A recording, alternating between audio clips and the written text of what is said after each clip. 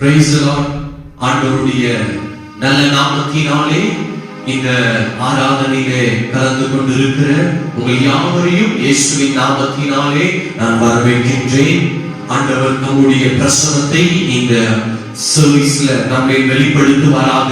நம் யாவரும் கண்களை மூடி நம் தேவனை நோக்கி பார்ப்போமாக. பரமண்டலத்தில் இருக்கிற எங்கள் பரலோக பிதாவே, குமாரனாகிய இயேசுவே, தேற்றரவாளனாகிய பரிசுத்த ஆவியானவரே, உம்முடைய ஆளுகை இந்த ஆராதனையில் இருப்பதாக. அமே நீர் 5 மாதங்களும் 21 நாட்களும் எங்களை கண்ணின் மணி போல நடத்தி வருகிறீர் ஐயா. உம்முடைய கிருபைகள் பெரிதாய் இருக்கிறது. எங்களை தப்புவிக்கிறீர், எங்களை பாதுகாத்து வருகிறீர். நீ நல்லவர் என்பதை நாங்கள் ருசித்துக் கொண்டிருக்கிறோம். இந்த காலை நேரத்தில் ஆராதிக்க உங்க பாதத்திலே நாங்கள் வந்திருக்கிறோம் ஐயா. எங்களுக்கு உதவி செய்திடுங்க. உங்க சித்தம் நடக்கட்டும். இந்த ஆராதனை என்ன நோக்கத்தோடு நாங்கள் இருக்கிறோமோ அவைகளை அறிந்திருக்கிற ஆண்டவர், நினைப்பதற்கும் வேண்டிக் கொள்வதற்கும் அதிகமாய் நீ செய்ய போகிறீங்க ஆண்டவரே. எங்களுக்கு பலன் உண்டாகுகிற ஒரு நேரமாக, பலன் உண்டாகுகிற நேரமாக, பக்தி விருத்தி உண்டாகுகிற நேரமாக இந்த நேரம் எங்களுக்குள்ளாக நிறைந்து காணப்படுவதாக. தடைகள்லாம் மாற்றுங்கப்பா. நீங்க பெருகணும், நாங்க சிறுகணும். எங்களை ஒப்பு கொடுக்கின்றோம். இயேசுவின் மூலம் ஜெபம் கேளும் நல்ல பிதாவே. ஆமென், ஆமென். கர்த்தர் நல்லவர். இந்த ஆன்லைன் சர்வீஸ் மூலமாக தேவனை ஆராதிக்க வந்திருக்கிற, கலந்திருக்கிற, பார்க்கிற எல்லாரையும் நான் வாழ்த்துகிறேன். நாம் சேர்ந்து பாடி நமக்கு தெரிந்த பாடலை நாம் பாடி கர்த்தரை ஆராதிக்க போகிறோம். நன்றி சொல்லி பாடுவேன். நான் இயேசுவின் நாமத்தையே நன்றியால் என்னுள்ளம் நிறைந்து நான் இயேசுவை பாடிடுவேன்.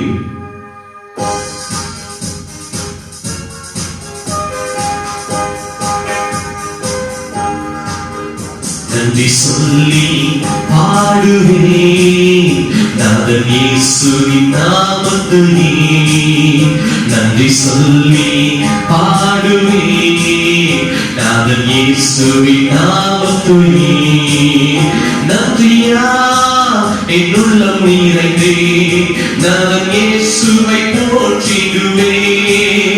நன்றியா என்னுள்ளம் நிறைந்தே நாதன் இயேசுவை போற்றிடுவேன். நல்லவரே, வல்லவரே, நன்மைகள் என் வாழ்வில் செய்பவரே. நல்லவரே, வல்லவரே, நன்மைகள் என் வாழ்வில் செய்பவரே.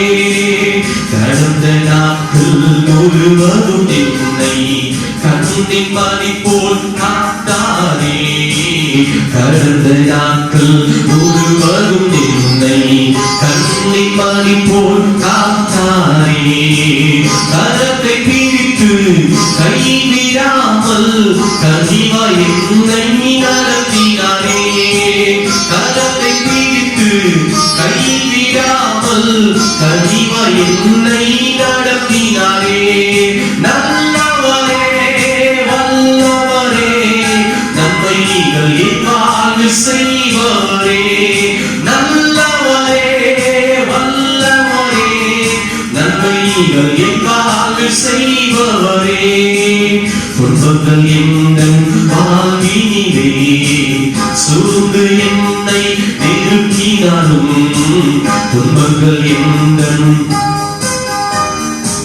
சூழ்ந்து என்னை நெருக்கினாலும், கண்மாலை தேவன் என்னுடன் இருக்க கலக்கம் இல்லை என் வாழ்விலே. கண்மாலை தேவன் என்னுடன் இருக்க கலக்கம் இல்லை என் வாழ்விலே. நல்லவரே, வல்லவரே, நன்மைகள் என் வாழ்வில் செய்பவரே. நன்மைகள் என் வாழ்வில் செய்பவரே. மேகங்கள் மீது வந்தவர் இயேசு, வேகம் வருவார் ஆனந்தமே.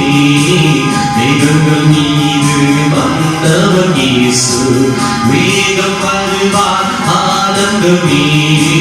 கண்ணி துடைத்து பலனை கொடுக்க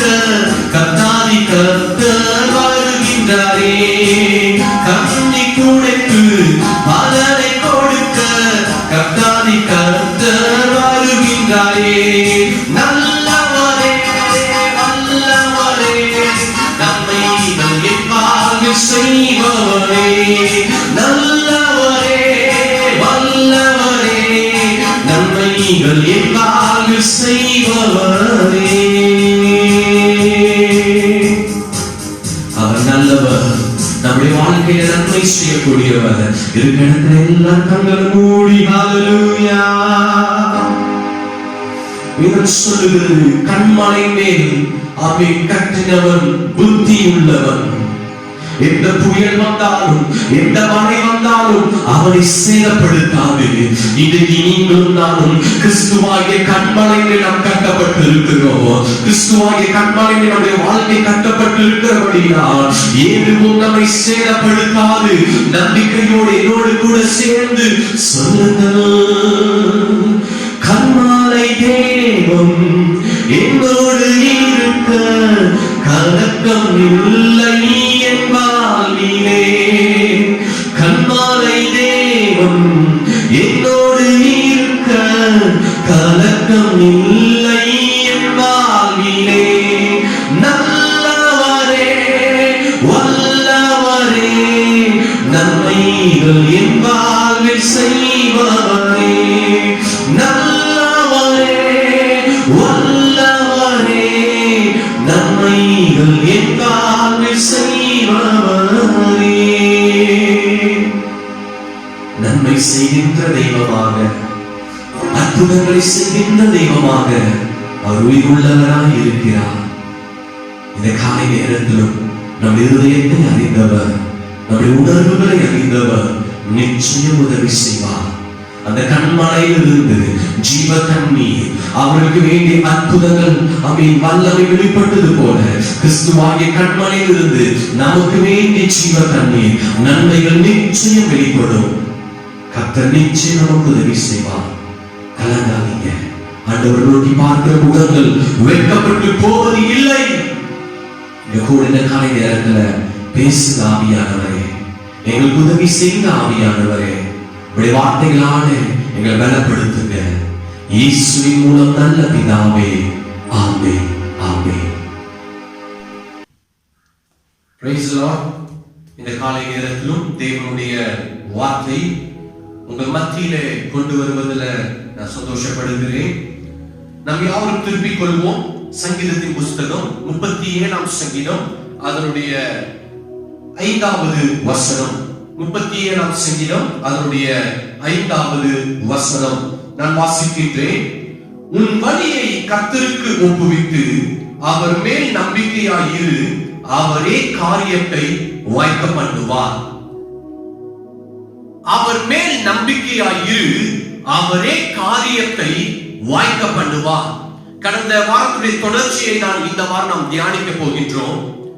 இது தாவீதின் சங்கீதம். இந்த 37ஆம் சங்கீதம் தாவீதுடைய வாழ்க்கையிலே ஏற்பட்ட ஒரு அனுபவத்தின் சங்கீதமாக இருக்கிறது. கர்த்தர் தந்த அனுபவத்தை தாவீது இங்கே சங்கீதமாக அவர் விளக்குகிறார். தேவன் தந்த அனுபவத்தை, தாவீதுடைய வாழ்க்கையில தேவன் ஏற்படுத்தின அந்த அனுபவத்தை அவர் இந்த 37ஆம் சங்கீதத்திலே அவர் ஷேர் பண்ணுகிறார். இன்றைக்கும் நம்முடைய வாழ்க்கையிலும் தனிப்பட்ட காரியங்கள், எத்தனையோ அனுபவங்கள் நம்முடைய வாழ்க்கையில் இருக்கிறது. That's a personal experience. நம்முடைய வாழ்க்கையில் ஏராளமான தனிப்பட்ட அனுபவங்கள் இருக்கிறது. ஆனால் தேவனுடைய அனுபவங்கள் நம்முடைய வாழ்க்கையில் இருக்கிறதா என்பதை கொஞ்சம் நாம் சற்று சிந்தித்து பார்க்க போகின்றோம். இந்த காலை நேரத்தில் தேவனுடைய அனுபவங்கள், godly experiences. David have a godly experiences in his life. இன்னைக்கு நம்முடைய வாழ்க்கையில அப்படிப்பட்ட தேவனுடைய அனுபவங்கள் நம்முடைய வாழ்க்கையில் இருக்கிறதா என்பதை நாம் சிந்தித்து பார்க்கலாம். நம்முடைய வாழ்க்கையில தனிப்பட்ட விலையில பல அனுபவங்கள் நம்மளுக்கு இருக்கலாம். உலகம் தந்த அனுபவம் இருக்கிறது, மனிதர்கள் தந்த அனுபவம் இருக்கிறது, ஏன் இந்த வியாதி தந்திருக்கிற அனுபவங்கள் கூட சிலருக்குள்ள இருக்கிறது, இயற்கை தந்திருக்கிற அனுபவங்கள் இருக்கிறது. ஆனால் எத்தனை பேர் இடத்துல தேவனுடைய அனுபவங்கள், godly experiences இருக்கிறது என்பதை நாம் சற்று சிந்தித்து பார்க்க வேண்டும். கர்த்தர் தந்த அனுபவங்கள் எத்தனை நம்முடைய வாழ்க்கையில் நாம் வைத்திருக்கிறோம். ஆனால் தாவீதுடைய வாழ்க்கையில கர்த்தர் தந்த அனுபவத்தை அவர் இந்த இடத்துல அவர் சொல்லுகிறார். இந்த கொரோனா டைம்ல, இந்த வியாதியின் டைம்ல நமக்கு பல அனுபவங்கள் கிடைத்திருக்கலாம். இல்ல உங்க குடும்பத்தில் இருக்கிறவர்களுக்கு கிடைத்திருக்கலாம். இல்ல நீங்க கேள்விப்பட்டிருக்கலாம், வெளியில போகும்போது கட்டாயம் மாஸ்க் போட்டுதான் போகணும் அப்படின்னு சொல்லும் பொழுது சில நேரங்கள் நம்ம மறந்துருப்போம். எத்தனை பேர் நீங்க போய் ஃபைன் கட்டிருக்கீங்க எனக்கு தெரியல. எத்தனை பேர் வீட்டுல எத்தனையோ மாஸ்க் இருக்கும், ஆனா மறந்துட்டு போய் திரும்ப ஒரு புதிய மாஸ்க் நம்ம வாங்கியிருப்போம். இதெல்லாம் இந்த வியாதியினுடையதான ஒரு அனுபவமாக இருக்கிறது. பைக்ல போறவங்க ஹெல்மெட்டை கொண்டு போகாதனால சார்ஜ் இன்ஸ்பெக்டர்கிட்ட நம்ம ஃபைன் கட்டி இருக்கிறோம். பேப்பர் சரியா கொண்டு போகாதனால ஃபைன் கட்டி. எனவே அடுத்த முறை பைக் எடுக்கும் பொழுது தூரத்துல போலீஸ்கார நம்ம பார்க்கும் பொழுதே ஐயோ நம்மள்ட்ட பேப்பர் இருக்க ஒரு விஷயம் நம்ம செக் பண்ணிக்கிறோம். வீட்டை விட்டு வெளில போகும் பொழுதே அந்த அனுபவங்களை நம்ம நினைவு கூறுகிறோம். ஆனால் கர்த்தர் தந்த அனுபவங்கள் எத்தனை நம்முடைய வாழ்க்கையில் இருக்கிறது. உலகம் தந்திருக்கிற அனுபவங்கள் ஏராளமாய் இருக்கலாம். கூட இருக்கிறவர்கள் தந்திருக்கிற அனுபவங்கள் ஏராளமாய் இருக்கலாம். உங்கள்கிட்ட கேட்டா உங்களுடைய வாழ்க்கையில் ஏற்பட்ட சில அனுபவங்களை பத்தி கொஞ்சம் சொல்லுங்கன்னு சொன்னா, நீங்க கொஞ்சம் நஞ்சமா என்னுடைய வாழ்க்கையில் இருக்கிறது ஒரு நாள் போதாது என்று சொல்லி பல விஷயங்களை நம்ம என்ன செய்ய முடியும், அடுக்கடுக்காக நம்முடைய வாழ்க்கையின் அனுபவங்களை நம்ம சொல்ல முடியும். ஆனால் இந்த இடத்துல தாவீது தன்னுடைய வாழ்க்கையிலே தேவன் தந்த அனுபவங்களை அவர் சொல்லுகிறார். இது 37ஆம் சங்கீதத்துல அவரே என்னுடைய காரியங்களை வைக்க பண்ணி இருக்கிறார். எத்தனை பேருக்கு தெய்வீக அனுபவங்களை உங்கள் வாழ்க்கையில உங்க கூட இருக்கிறவங்க கூட நீங்க ஷேர் பண்றீங்க? இன்னைக்கு நிறைய நேரங்கள்ல வெட்டியான காரியங்களை, வேண்டாத காரியங்களை, வேண்டாத அனுபவங்களை மறக்காம நம்ம ஷேர் பண்ணிக்கிட்டே இருக்கோம், பேசிக்கிட்டே இருக்கிறோம். ஆனா தேவன் தந்த அனுபவங்கள் எத்தனை பேர் நம்ம ஷேர் பண்ணுகிறோம்? இன்னைக்கு ஆண்டவர் கூட உள்ளத்துல தெளிவா இந்த வார்த்தையை தந்தாரு. எத்தனை பேர் சொல்றோம், நீங்க சொப்பனத்தில் எனக்கு இந்த காட்சியை ஆண்டவர் காண்பித்தாரு, நான் நடக்கும் பொழுது ஆண்டவர் என்னோட கூட இந்த வார்த்தையை உணர்த்தினாரு. இப்படிப்பட்ட ஒரு தெய்வீக அனுபவம் நம்முடைய வாழ்க்கையில் ஏற்படுகிறதா? கொஞ்சம் சிந்திச்சு பார்ப்போம். தாவீதுடைய வாழ்க்கையில கர்த்தர் அப்படிப்பட்டதான ஒரு godly experience ஆண்டவர் தாவீதுக்கு கொடுத்தார். ஒரு தெய்வீக அனுபவங்களை அவர் தந்திருந்தார். இன்றைக்கும் ஆண்டவர் நிச்சயம் நம்முடைய வாழ்க்கையில தாவீதுடைய வாழ்க்கையில செய்தது போல நம்முடைய வாழ்க்கையில் கர்த்தர் செய்வார். தாவீது இந்த இடத்துல குறிப்பிட்டு சொல்லுகிறார், அவரே என்னுடைய காரியத்தை வாய்க்க பண்ணுகிறார். அவரே என்னுடைய காரியத்தை, David emphasizing God only can do that. அவர்தான் என் காரியத்தை வாய்க்க பண்ண முடியும். அவர்தான் என்னுடைய காரியத்தை வாய்க்க பண்ண முடியும். பேதுரு புதிய ஏற்பாட்டில் சொல்லும் பொழுது அவராலே அன்றி வேறு ஒருவராலும் ரட்சிப்பு இல்லை, அவருடைய நாமமே அன்றி வேறொரு நாமம் இல்லை. அல்லேலூயா, அல்லேலூயா. அவரே நமக்கு எல்லாவற்றுக்கும் பரிகாரியாக இருக்கிறார். அவரே காரியத்தை வாய்க்க பண்ணுகிறவராக இருக்கிறார்.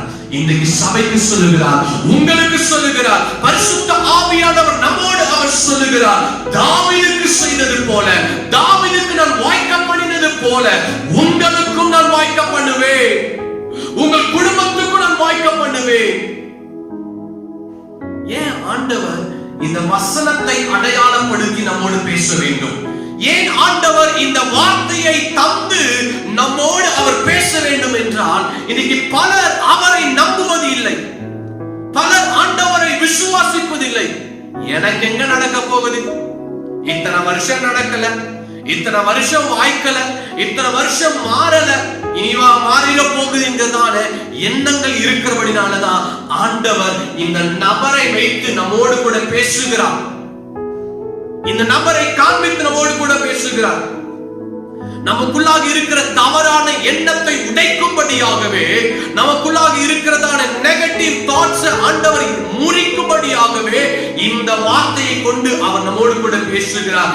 நாம் முற்பிதாக்களுக்கு செய்தது போல, நாம் தாவீதுக்கு செய்தது போல உங்களுக்கும் காரியங்களை நான் வாய்க்க பண்ணுவேன், உங்களுக்கும் காரியங்களை வாய்க்க பண்ணுவேன்.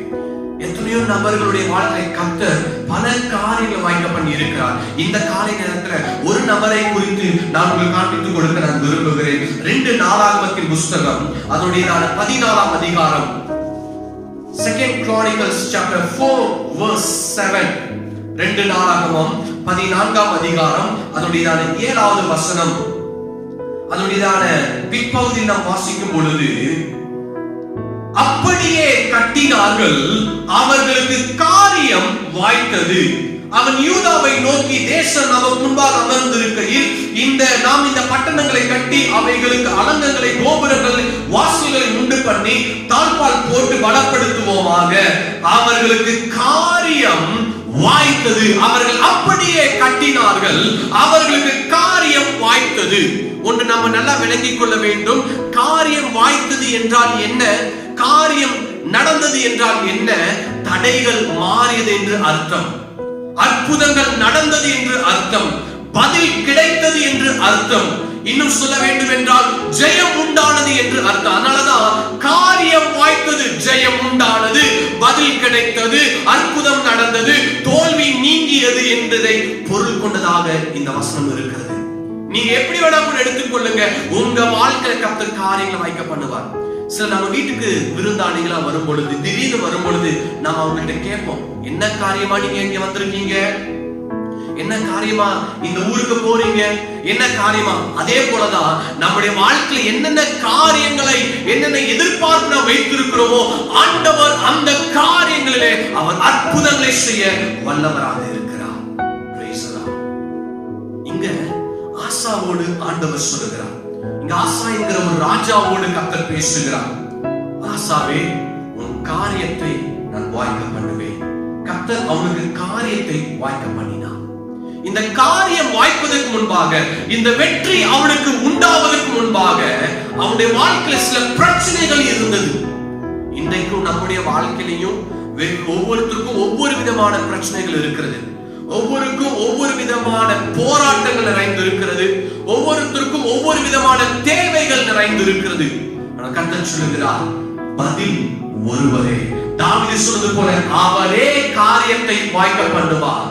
Maybe the problems will be diverse, but the solution is one. That is the heavenly God, the living God. அவர் ஒருவரே நமக்கு பதிலாக, பரிகாரமாக இருக்கிறார். அப்ப ஆசாவுக்கு என்ன பிரச்சனைங்க?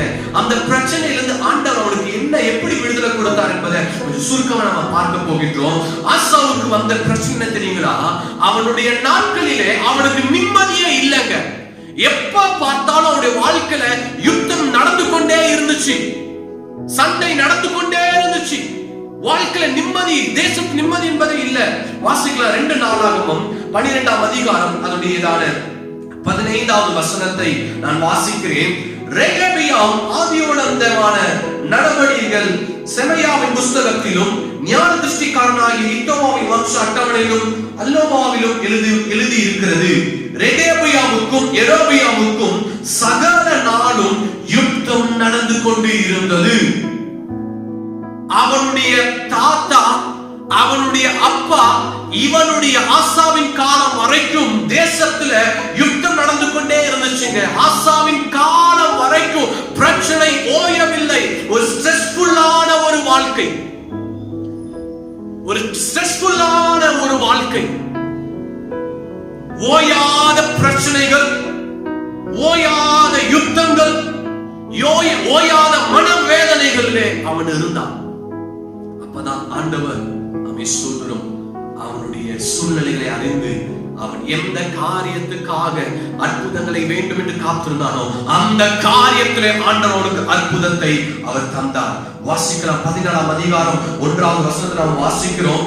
அபியா தன் பிதாக்களோடு நித்திரை அடைந்த பின் அவனை தாவீது நகரத்தில் அடக்கம் பண்ணினார்கள்.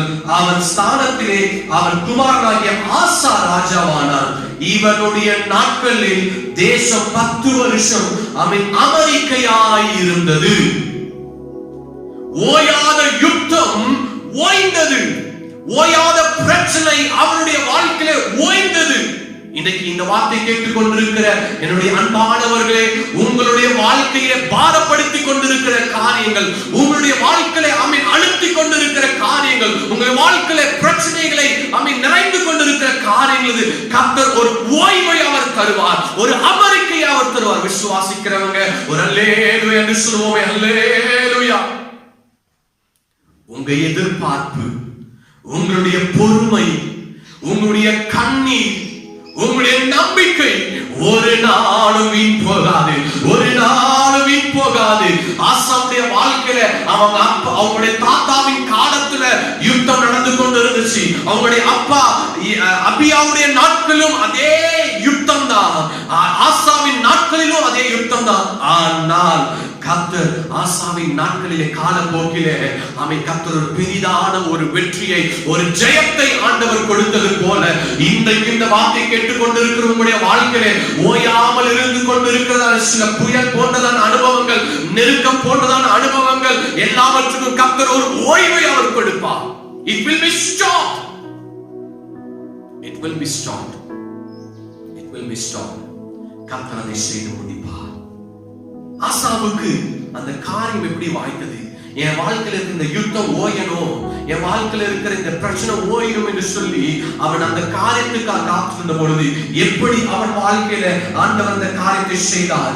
ஏன் செய்தார் என்றால் அந்த காரியம் நடப்பதற்கு காரணம் என்ன? தாத்தாவின் நாட்களில் நிற்காத பிரச்சனை, தகப்பனின் வாழ்க்கையில் நிற்காத பிரச்சனை, இவன் வாழ்க்கையில் நிற்பதற்கு காரணம் என்ன? இன்றைக்கு ஸ்தோத்திரம், உங்களுடைய வாழ்க்கையில கர்த்தர் சில காரியங்களை, அற்புதங்களை மாற்றப் போகிறார். அதற்கு சபை என்ன செய்ய வேண்டும்? வாசிக்கலாம். 1-2 நாளாகமம் 17ஆம் அதிகாரம் 14ஆம் அதிகாரம் 7வது வசனத்திலே சொல்லப்பட்டிருக்கிறது. நம்முடைய தேவனாகிய கர்த்தரை தேடினோம், தேடின பொழுது சுற்றிலும் நமக்கு இளைப்பாறுதலை கட்டளையிட்டார். நம்முடைய தேவனாகிய கர்த்தரை ஆசாவும் ஜனங்களும் தேடின பொழுது கர்த்தர் அவர்களுக்கு ஸ்தோத்திரம் இளைப்பாறுதலை கட்டளையிட்டார். ஓய்ந்திராத, ஓயாமல் வேதனைப்படுத்திக் கொண்டிருந்த பிரச்சனை அவர்களுக்கு ஓய்வதற்கு காரணம், அற்புதம் நடப்பதற்கு காரணம், அவர்கள் கர்த்தரை தேடினார்கள். அல்லேலூயா, அல்லேலூயா. கொஞ்சம் கீழே நம்ம வாசிக்கும் 8வது வசனம் நம்ம வாசிக்கிறோம். ஆசா கூட யூதாவிலே பரிசையும் ஈட்டியும் பிடிக்கிற 3 லட்சம் பேரும் பென்யமீன்ல கேடகம் பிடித்து வில்லை நாணேற்ற 2,80,000 பேரும் சேனை ஆசாவுக்கு இருந்தது.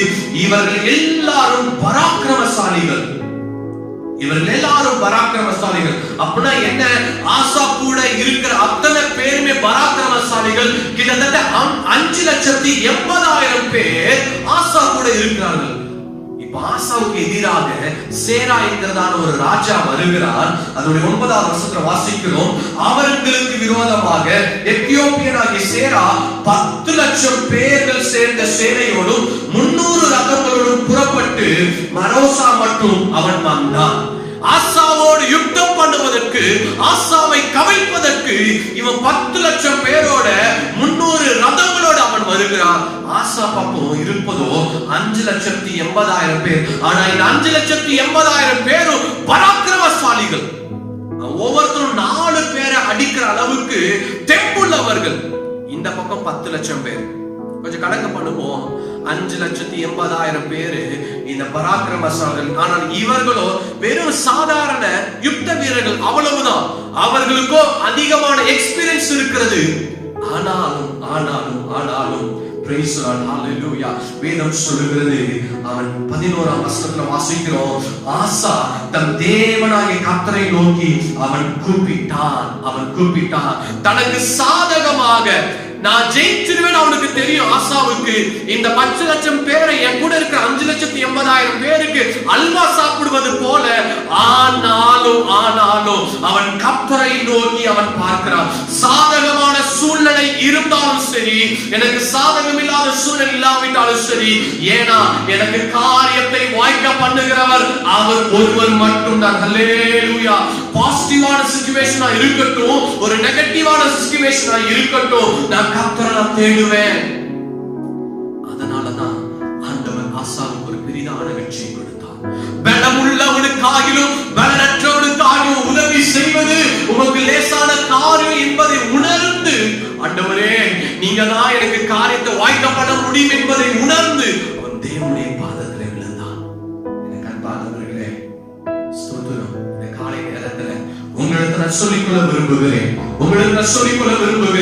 உங்களுக்கு சாதகமாய் இருந்தாலும் சாதகமாய் இல்லாவிட்டாலும், உங்களுக்கு வாழ்க்கையில பிரச்சனை இருந்தாலும் பிரச்சனைகள் இல்லாவிட்டாலும், ஒருவேளை வேலை இருந்தாலும் வேலை இல்லாவிட்டாலும், பலம் இருந்தாலும் பலம் இல்லாவிட்டாலும், வேண்டுமானாலும் seek the God's face, seek the God's kingdom, தேவனுடைய ராஜ்யத்தை, தேவனுடைய சமூகத்தை நீங்கள் தேடுங்கள், விண்ணப்பம் பண்ணுங்கள், அவர் காரியத்தை அவர் வாய்க்க பண்ணுவார்.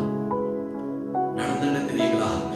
கிட்டத்தட்ட 10 வருஷம் ஓயாத பிரச்சனையை கர்த்தர் ஓய பண்ணினார். ஓயாத யுத்தத்தை அவர் ஓய பண்ணினார். ஆண்டவரால கூடாத காரியம் ஒன்றுங்க. அவரே உங்களுடைய வாழ்க்கையில அவர் காரியத்தை அவர் வாய்க்க பண்ணுவார். அவரே காரியத்தை வாய்க்க பண்ணுவார். இயேசு கிறிஸ்து நமக்கு அவரை தேடுவதை எப்படி என்று அவர் சொல்லிக் கொடுத்திருக்கிறார். நாம் எப்படி ஜெபிக்க வேண்டும் என்று சொல்லிக் கொடுத்திருக்கிறார். மத்தேயு சுவிசேஷம் 6ஆம் அதிகாரம் 9வது வசனத்துல நாம் வாசிக்கிறோம். இயேசு கிறிஸ்து அவர் சீஷர்களுக்கு அவர் சொல்லிக் கொடுத்தார். நீங்கள் எப்படி விண்ணப்பம் பண்ண வேண்டும், கர்த்தரை எப்படி தேட வேண்டும். நீங்கள் ஜெபம் பண்ண வேண்டிய விதமாவது, பரமண்டலங்களில் இருக்கிற எங்கள் பிதாவே, பிதாவை நோக்கி நாம் வேண்டுதல் செய்ய வேண்டும். பரலோகத்தில் இருக்கிற பிதாவை நோக்கி நாம் கூப்பிட வேண்டும். அவருடைய சமூகத்தை நாம் காத்திருக்க வேண்டும். காத்திருந்து என்ன கேட்கணுமா? 11வது வசனத்துல எங்களுக்கு வேண்டிய ஆகாரத்தை இன்று எங்களுக்கு தாரும். எங்களுக்கு என்ன வேண்டுமோ அதை எங்களுக்கு தாங்க ஆண்டவர் என்று சொல்லி என்ன செய்யணுமா நம்ம கேட்கணும். ஆசா இங்க கேட்ட, ஆண்டவரே இந்த யுத்தத்துல எனக்கு ஒரு ஜெயத்தை தாங்க ஆண்டவர் கேட்டது போல இன்றைக்கு ஒவ்வொரு நாளும் நமக்கு என்ன தேவையோ அதை தேவ சமூகத்தில் நம்ம கேட்கணும். கேட்கிறவர்களுக்கு தான் கர்த்தர் கொடுக்கிற தேவனாக இருக்கிறார். உங்களுக்கு என்ன தேவையோ அதை தேவ சமூகத்தில் நம்ம கேட்கணும். ஒண்ணு நம்ம நல்லா விளங்கிக்கணும், நம்ம நல்லா புரிஞ்சுக்கணும். உங்களுக்கு வேண்டாததை யார் வேண்டுமானாலும் இந்த உலகத்தில் உள்ளவர்கள் கொடுக்கலாம். உங்களுக்கு வேண்டாததை உங்கள் தலை மேல சுமத்தலாம், கட்டலாம். ஆனால் உங்களுக்கு வேண்டியதை அவர் மட்டும்தான் கொடுக்க முடியும். உங்களுக்கு வேண்டியதை ஜீவனுள்ள ஆண்டவர் மட்டும்தான் கொடுக்க முடியும். அதனாலதான் இயேசு கிறிஸ்து சொல்லி கொடுக்கிறாரு, நீங்கள் பிதாவை நோக்கி உங்களுக்கு என்ன வேணுமோ அதை கேளுங்க. எரேமியாவுல நாம வாசிக்கிறோம், என்னை நோக்கி கூப்பிடு, நான் உனக்கு அறியாததும் எட்டாததுமான பெரிய காரியங்களை நான் அறிவிப்பேன். அவரை நோக்கி நம்ம கூப்பிடணுங்க. நமக்கு என்ன வேணும்ன்றத நம்ம அவர்கிட்ட சொல்லணும். இந்த நாட்களிலே நமக்கு என்ன தேவை, ஒவ்வொரு நாளும் நமக்கு என்ன தேவை? நல்ல உணவு தேவை, நமக்கு நல்ல தண்ணீர் தேவை, நமக்கு நல்ல ஒரு ஆரோக்கியம் இந்த சரீரத்துல தேவை, நம்மளுடைய குடும்பத்துக்கு ஒரு பாதுகாப்பு தேவை, நல்ல பணம் வருமானம் நமக்கு தேவை, நல்ல ஒரு நேர்மையான வாழ்க்கை நமக்கு தேவை, திறமை நமக்கு தேவை, நல்ல ஒரு சூழ்நிலைமை நமக்கு தேவை. இந்த கொள்ளை நோயிலிருந்து நமக்கு விடுதலை தேவை. சொல்லிக்கொண்டே போகலாம். நம்முடைய தேவைகள் ஒவ்வொரு நாளும் அதிகமானதா இருக்குது. அதை அவரிடத்தில் நம்ம கேட்க வேண்டும் என்று ஆண்டவராக இயேசு நமக்கு சொல்லி இருக்கிறார். ஆனா அன்பார்ச்சுனேட்லி இன்னைக்கு ஜெபம் எப்படி இருக்குது என்றால், ஒரு நிமிஷம் கூட இன்னைக்கு ஜெபம் இருப்பது இல்லை. எந்திரிச்சவனே, ஆண்டவரே எனக்கு ஒரு விஷயம், நான் போறேன், என்னை பாதுகாத்துக் கொள்ளுங்க, இயேசுவின் நாமத்தில் ஜெபம் கேளும், நல்ல பிதாவே, ஆமென்.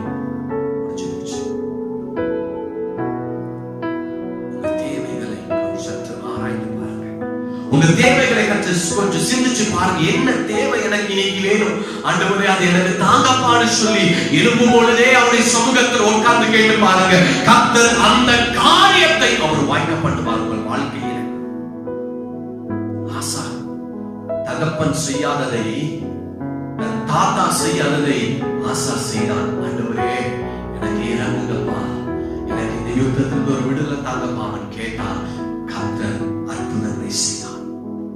அதனாலதான் அப்போஸ்தலனாகிய பவுல் பிலிப்பியர் நிருபம் 4ஆம் அதிகாரம் 6வது வசனத்தை நாம் வாசிக்கும் பொழுது, பிலிப்பியர் நிருபம் 6ஆம் அதிகாரம் 4ஆம் அதிகாரம் அதனுடைய 6வது வசனத்துல நான் வாசிக்கிறேன். Praise the Lord.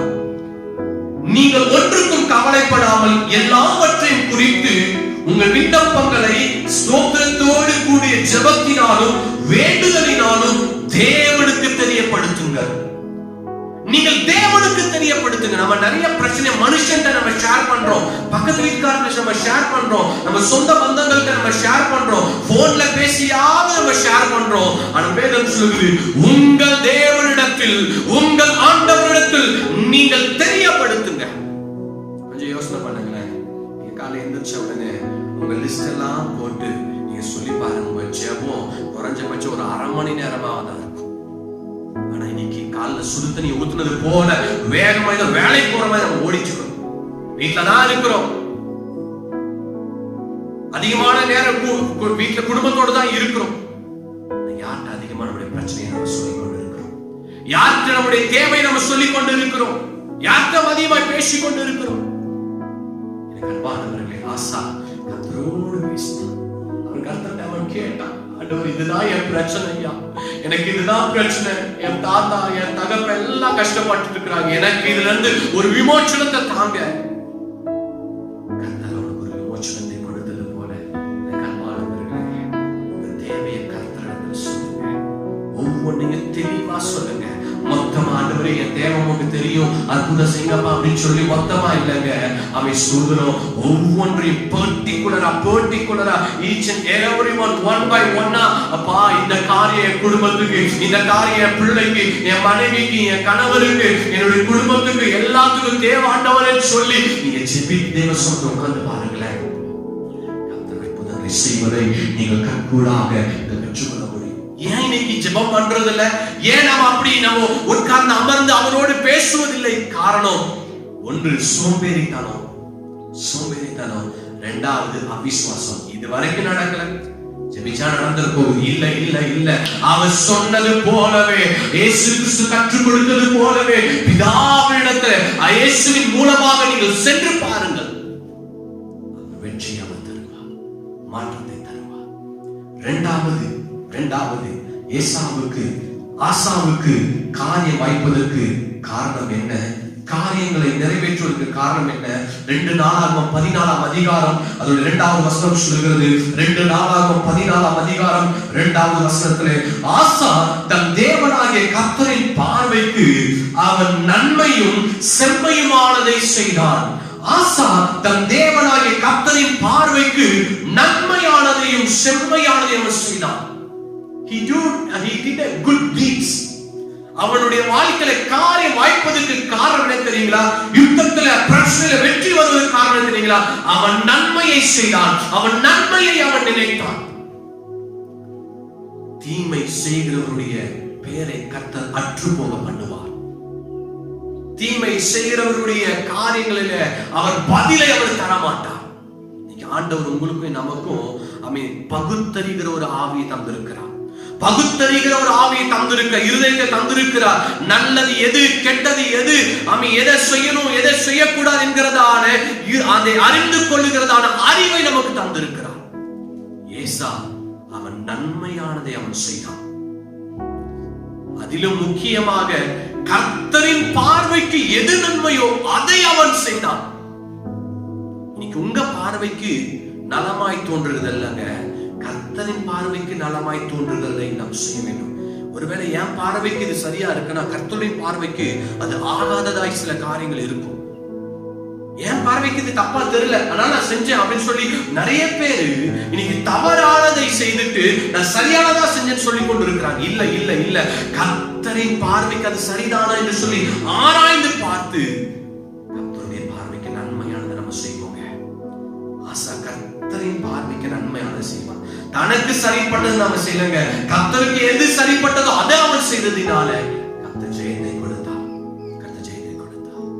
உங்களுடைய வாழ்க்கையில நீங்க ஒவ்வொரு நாளும் செய்கிற காரியங்கள், நீங்கள் பார்க்கிற காரியங்கள், பேசுகிற காரியங்கள் உங்களுக்கு சரின்னு படுவதினால் அல்ல, அது கர்த்தருக்கு சரியா இருக்குதா என்பதை ஆராய்ந்து நீங்கள் செய்து பாருங்கள்.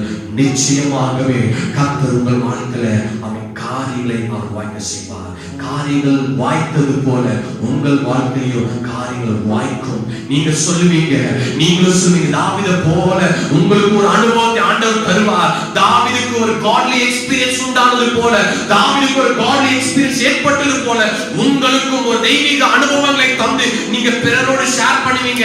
கர்த்தர் எனக்கு செய்தது போல உங்களுக்கும் செய்வார். கர்த்தர் எனக்கு காரியத்தை வாய்க்க பண்ணது போல உங்களுக்கு காரியத்தை வாய்க்க பண்ணுவார். எத்தனை பேருக்கு இது நடக்கணும்னு விரும்புறீங்க? எத்தனை பேருக்கு இது நடக்கணும் நீங்க வாஞ்சிக்கிறீங்க? கண்களை மூடி நம்ம ஜெபம் பண்ணுவோமா? ஹல்லேலூயா. இருக்கிற கண்களை மூடி, ஆண்டவரே ஹல்லேலூயா, நல்லவரே உம்முடைய வார்த்தையை நோக்கி நாங்கள் பார்க்கிறோம் ஐயா. உம்முடைய வார்த்தையை நாங்கள் நினைவு கூறுகிறோம். ஆமென். தாவீதுக்கு ஒரு தெய்வீக அனுபவம் கிடைத்தது போல எங்களுக்கும் இந்த நாட்களில் ஒரு தெய்வீக அனுபவங்கள் உண்டாகுவதாக. தனிப்பட்ட வாழ்க்கையில் எத்தனையோ கசப்பான அனுபவங்கள் இருக்கு ஆண்டவரே. தெய்வீக அனுபவங்கள் குறைந்து வருகிறது, தெய்வீக அனுபவங்கள் மங்கி வருகிறது. பரிசுத்த ஆவியானவர் இந்த வார்த்தை கேட்டுக்கொண்டிருக்கிற ஒவ்வொருவருக்குள்ளாக ஒரு தெய்வீக அனுபவங்களை ஏற்படுத்துவீராக. ஆசாவுக்கு கர்த்தர் செய்தது போல எங்களுக்கும் அப்படிப்பட்ட ஒரு அனுபவங்களை தேவன் தருவீராக. அதற்கு நீங்க சொல்லிருக்கீங்க, என்ன நோக்கி கூப்பிடு, என்னிடத்துல உன்னுடைய காரியங்களை தெரியப்படுத்து. மனுஷனை நம்புவதை பார்க்கிறோம், கர்த்தர் பேரில் பற்றுதலாய் இருப்பது நலம் என்று சொல்லப்பட்டிருக்கிறது. ஒப்புக்கொடு ஆண்டவரே. எத்தனையோ பிரச்சனை யார் யாருக்கு நான் ஷேர் பண்ணிருக்கேன், யார் யாருக்கு சொல்லியிருக்கேன் ஆண்டவர். இனி தெளிவா ஒவ்வொன்றையும் உங்ககிட்ட மட்டும் நான் பேசும் ஆண்டவரே, உங்ககிட்ட மட்டும் நான் அதிகமாய் பேசும் ஆண்டவரே, சொல்லுவேன் ஆண்டவரே, நான் தெரியப்படுத்துவேன். அவர் நிச்சயமான பதிலை அவர் தருவார், நிச்சயமான அவர் பதிலை அவர் தருவார். இயேசுவே, இன்றைக்கு எங்களுக்கு வேண்டியதை தாரும் என்று சொல்லி ஒவ்வொரு நாளும் அவர் நாமத்தினால் பிதாவிடம் வேண்டிக் கொள்வோம். கர்த்தரின் பார்வைக்கு நன்மையானதை செய்யுங்க, கர்த்தரின் பார்வைக்கு நன்மையானதை செய்யுங்க. உங்களுக்கு எது சரிப்படுதோ அப்படி அல்ல, கர்த்தருக்கு எது சரிப்பட்டு இருக்கிறது, எது சரியானது, எது நன்மையானது என்பதை ஆராய்ந்து அதை செய்து பாருங்க. உங்க வாழ்க்கையில் ஒரு பெரிதான வெற்றியை உங்க குடும்பத்தில் உங்க பிள்ளைகளுக்கு ஆண்டவர் தருவார். அவன் ஏன் ஆசாவுக்கு அது வெகு சீக்கிரத்துல கிடைக்கலனா, அவன் ஸ்தோத்திரம், தகப்பன் எல்லாம் தீமையானதை செஞ்சாங்க, தாத்தா தீமையான செஞ்சதுனால பிள்ளை கொஞ்ச காலம் கஷ்டப்பட்டுச்சுங்க. இன்னைக்கு நீங்க செய்கிற தீமை உங்க தலைமுறைகள் பாதிக்காதபடிக்கு நீங்க நன்மையை விதைச்சிட்டு போங்க. உங்க தலைமுறையும் நன்மைகளை பெற்றுக்கொள்ளும், உங்க தலைமுறைகள் உங்க பிள்ளைகள் நன்மையை அனுபவிப்பார்கள். ஆண்டவரே, நன்மை செய்கிற இருதயம், நன்மையை பார்க்கிற இருதயம், நன்மையை பெற்றுக்கொள்கிற ஒரு இருதயம் எங்களுக்கு உண்டாயிருப்பதாக. ஓ ஹalleluya, ஹalleluya. மக்கள் அன்பு செலுத்துகிறோம் ஐயா. எங்களை அளவுக்கு அதிகமாக நேசிக்கிற நல்ல தகப்பனே, உங்களுடைய வார்த்தைக்கு ஒப்பு கொடுத்திருக்கிற எங்கள் வாழ்க்கையில நாங்கள் விரும்புகிற காரியங்கள், நாங்கள் எதிர்பார்க்கிற காரியங்களை நீ மாத்திரமே நிறைவேற்ற முடியும். அதற்கு நாங்கள் உம்மை தேடுவோம். நாங்கள் நன்மை செய்கிறவர்களாக, ஒருவருக்கு ஒரு நன்மையை பயக்குகிறவர்களாக இருக்க எங்களுக்கு உதவி செய்யுங்க. சித்தம் தொடர்ந்து நடக்கட்டும். நாங்கள் இந்த உலகத்துல மற்றவர்களுக்கு நாங்கள் தெய்வீக அனுபவங்களை ஷேர் பண்ணுகிற நிலைமையில எங்களுக்கு ஒரு அற்புதத்தை செய்ய ஆண்டவரே. தாவீது சொன்னது போல, ஆசா சொன்னது போல நாங்களும் பிறருக்கு அறிவிக்க எங்களுக்கு உதவி செய்யுங்கய்யா. இயேசுவின் மூலம் ஜெபம் கேளும் எங்கள் நல்ல பிதாவே, ஆமென். என் ஆத்துமாவே கர்த்தரை ஸ்தோத்திரி, என் முழு உள்ளமையோட பரிசுத்த நாமத்தை ஸ்தோத்திரி. என் ஆத்துமாவே கர்த்தரை ஸ்தோத்திரி, கர்த்தர் செய்த சகல மகாரங்களையும் மறவாதே. ஆமென். நம்முடைய கர்த்தராகிய இயேசு கிறிஸ்துவின் கிருபையும் பிதாவாகிய தேவனுடைய அன்பும் பரிசுத்த ஆவியானவருடைய அன்பின் ஐக்கியமும் சந்தோஷமும் சமாதானமும் நம் அனைவரோடும் வருகை மட்டும் நிறைந்து இருப்பதாக. ஆமென், ஆமென். God bless you. கர்த்தர் உங்களை ஆசீர்வதிப்பாராக.